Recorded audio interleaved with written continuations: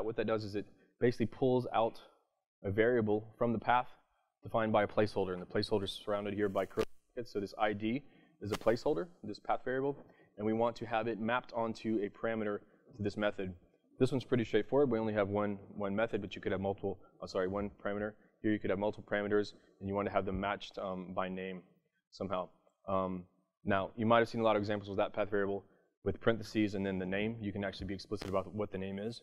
But what I'm showing you here is if you leave off the explicit name and you say, please figure out what the name is of this path variable, then if you had compiled your code with dash parameters, then it would use the new parameter API from Java 8 to figure out. And otherwise, if you compiled your code with dash debug, it would use ASM and bytecode inspection to figure out that this name of this parameter is ID. Because otherwise, in terms of the bytecode, it could just be like argument 0. And I seriously doubt you named your variable there argument 0, right, in your path variable there.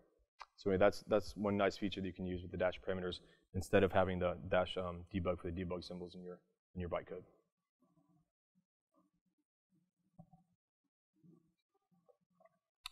Yes, exactly. So that's it for 3x and 4.0. Now we'll talk about some of the new features, some that we've already implemented, and some that we're thinking about or already committed to implementing in the 4.1 timeline. Some of the themes. First up, comprehensive web resource handling, so for static resources.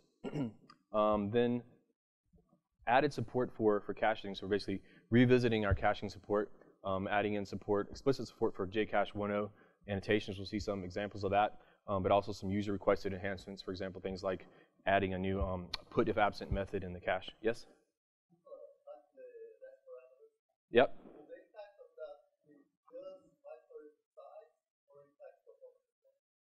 I think just the size, yeah.